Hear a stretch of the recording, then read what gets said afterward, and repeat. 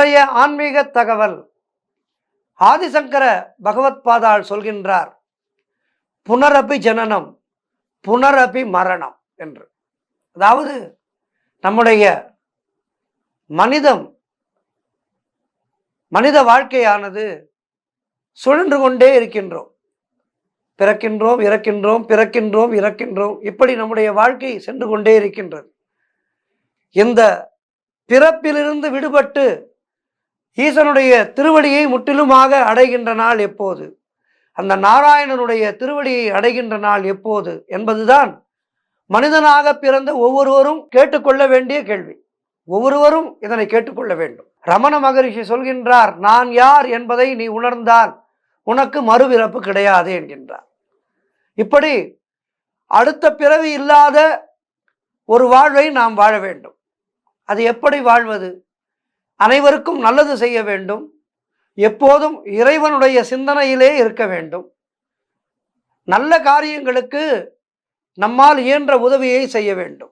அன்னதானம் போன்ற சத்காரியங்கள் நடைபெறும் போது அவற்றுக்கு நம்மாலான உதவிகளை செய்ய வேண்டும். இப்படி நம்முடைய வாழ்க்கையை அர்த்தமுள்ளதாக்கி கொள்ள வேண்டும். இயலாதவர்களுக்கு நம்மாலான உதவிகளை செய்ய வேண்டும். இப்படி நம்முடைய வாழ்க்கையை அர்த்தமுள்ளதாக்கி கொண்டால் நமக்கு மறுபிறப்பு கிடைக்காது.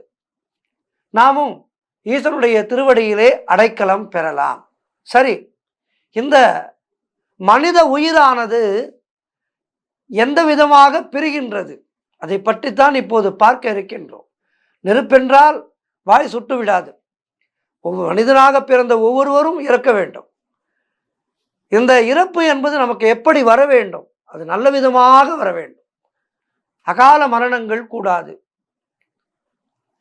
நோயிலே வெகு நாட்கள் படுத்து நாம் மரணிக்கக்கூடாது. இவையெல்லாம் மிகுந்த மன துன்பத்தை ஏற்படுத்துகின்ற விஷயங்கள். ஆகவே இப்படியெல்லாம் நமக்கு மரணம் சம்பவிக்கக்கூடாது. நம்முடைய மரணமானது பூர்ணத்துவமாக இருக்க வேண்டும் என்று எல்லோரும் அவர்களுடைய நாளிலே ஒவ்வொரு நாளிலேயும் நாம் பிரார்த்தித்துக் கொள்ள வேண்டும். இந்த உடலை விட்டு உயிர் பிரிவது, இதனை தசவாயுக்கள் என்று சொல்வார்கள். தசவாயுக்களின் பங்கானது உடலை விட்டு எந்த இடத்தில் உயிர் பிரிய வேண்டும் என்று முன்பே நமக்கு சொல்லிவிடுகின்றது. இப்படி முன்பே தீர்மானிக்கப்பட்டுள்ள இடத்திலேதான் உயிரானது உடலை விட்டு பிரிகின்றது. உயிர் உடலை விட்டு வெளியேறும் தருணம், அதற்கான நேரம் நெருங்கியவுடன் முதற்கட்டமாக உடலின் அனைத்து செல்களும் முடக்கப்பட்டு அனைத்து வித வாயுக்களின் வழிகளும் ஒவ்வொன்றாக அடைக்கப்பட்டு கொண்டே வரும். சிலருக்கு கண்கள் வழியாகவும், சிலருக்கு வாயின் வழியாகவும், சிலருக்கு உச்சி மண்டையின் வழியாகவும், சிலருக்கு காதுகள் வழியாகவும், சிலருக்கு பற்கள் வழியாகவும், சிலருக்கு மூக்கின் வழியாகவும், சிலருக்கு தொப்புள் கொடி வழியாகவும், சிலருக்கு ஆசன துவாரத்தின் வழியாகவும், சிலருக்கு மூத்திரவாசல் வழியாகவும் உயிரானது வெளியேறுகின்றது. இந்த தசவாயுக்கள் மற்றும் அதன் பணிகளின் குறித்து இன்றைய ஆன்மீக தகவலிலே நாம் பார்க்க இருக்கின்றோம். பிராணவாயு, அதாவது நம்முடைய உயிர் காற்று. இந்த பிராணனானது நம்முடைய மூலாதாரத்திலே தொடங்கி மூக்கு வழியாக மூச்சு விட உதவுகிறது. பேச்சு குரல் வளையில் உள்ளது. கைகால்கள் வேலை செய்ய பெருவிரல் மூலம் உதவுகின்றது. அடுத்தது அபான வாயு, அதாவது மலக்காற்று. அபானனானது சுவாதிஷ்டானத்திலிருந்து வெளிப்பட்டு மலத்தை கீழே நோக்கி தள்ளும். ஆசன வாயை சுருக்கும். அன்னத்தை சேர்க்க வேண்டிய இடத்தில் சேர்க்கும். குறியில் காம வேகத்தை உண்டு பண்ணும். இவைதான் அபான வாயுனுடைய வேலை. அடுத்து வியான வியாயு, அதாவது தொழில் காற்று என்று சொல்வார்கள்.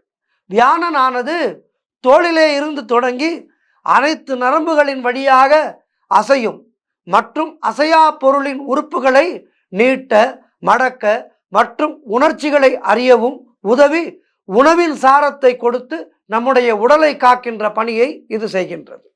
அடுத்து உதான வாயு, ஒளிக்காற்று என்று சொல்வார்கள். உணவின் சாரத்தை கொண்டு செல்லும், உடலை எழுந்து நிற்க செய்ய உதவும் இந்த வாயு. மேலும் இந்த வாயுவானது மேல் நோக்கி இயங்கும் வாயுவாக இருக்கின்றது. அடுத்து சமான வாயு என்று சொல்வார்கள், அதாவது நிறவு காற்று என்று சொல்வார்கள். சமானன் ஆனது நம்முடைய நாபி தொடங்கி, அதாவது தொப்புள் குழி தொடங்கி கால் வரையிலே பரவும் வாயுக்களை அதிகப்படாமல் சரி செய்யும் உதவும். உண்ட உணவு ஜெரித்தவுடன் அனைத்து இடங்களுக்கும் அனுப்பும் வேலையை இது செய்கின்றது. அடுத்து நாகன் வாயு என்று சொல்வார்கள், அதாவது தும்மல் காற்று. அறிவை வளர்க்கும், கண்களை திறப்பதற்கும், ரோமக்கால்களை சிலிர்க்க, இமைகளை மூட வேலை செய்யும் இந்த வாயு. வாந்தி எடுப்பது, தும்முதல் போன்றவை இந்த வாயுவின் மூலமாகத்தான் நாம் செய்கின்றோம். அடுத்து கூர்ம வாயு என்று சொல்வார்கள், அதாவது விழிக்காற்று. கூர்மனானது மனதிலே இருந்து கிளம்பி கண், இமை, கொட்டாவி, வாய் மூட, கண் திறந்து மூட, கண்களிலே கண்ணீர் வரவழைக்க, இது போன்ற வேலைகளை எல்லாம் இது செய்கின்றது. அடுத்து கிருகரன் வாயு, அதாவது கொட்டாவி காற்று.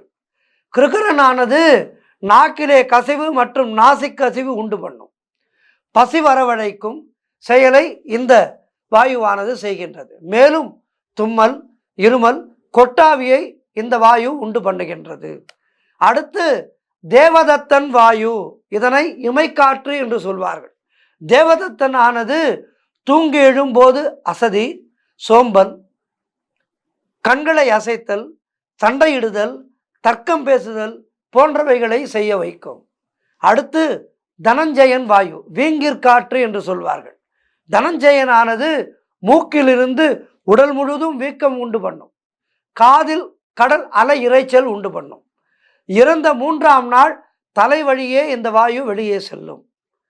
தனஞ்சயன் வாயு மூலம் உடலிலே 9 காற்றும் ஒவ்வொன்றாக நிறுத்தப்பட்டு அனைத்து அவயங்களும் முழு நிறுத்தம் கண்டு உயிரானது எந்த வழியாக, அதாவது கண், காது, மூக்கு, வாய், பற்கள், உச்சிமண்டை, ஆசனவாய், மூத்திரக்குழி உடலை விட்டு வெளியேற வேண்டுமோ அந்த வழியாக தனஞ்சயன் வாயுவானது மற்ற வாயுக்களை வெளியேற செய்து அழைத்து செல்லும். அப்போதுதான் இந்த உயிரானது பிரியும். மீண்டும் இப்பூரகிலே பிறப்பெடுக்கும் தருணம் வரும்போது அதற்கென குறிப்பிட்ட தாயின் கர்ப்பவாசலிலே பேர் சொன்ன 9 வாயுக்களையும் சேர்க்கும் வேலையை தனஞ்சயன் வாயுதான் செய்யும். இவ்வாறு ஒரு தாயினுடைய கருவிலே குழந்தை உருவாகும் போதும் மேலே சொன்ன தசவாயுக்கள் தான் அவற்றின் வளர்ச்சியை தீர்மானிக்கின்றன. உயிரற்ற உடலிலே வசிக்கும் ஜீவனை, அதாவது ஜீவ சமாதி நிலை அடைந்த ஸ்ரீ ராகவேந்திரர் போன்ற மகான்களை பிழைக்க வைக்கும் வேலையை செய்வது தனஞ்சயன் வாயுதான்.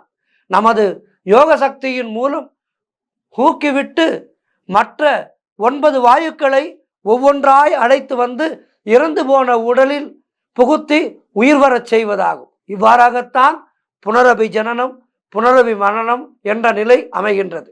பிறப்பின் துவக்கமானது ஆசையின் தூண்டுதலால் அமைகின்றது. பாவங்களும் புண்ணியங்களும் மற்ற சமநிலையை அடைவதே பிறப்பட்ட நிலையை தரும்.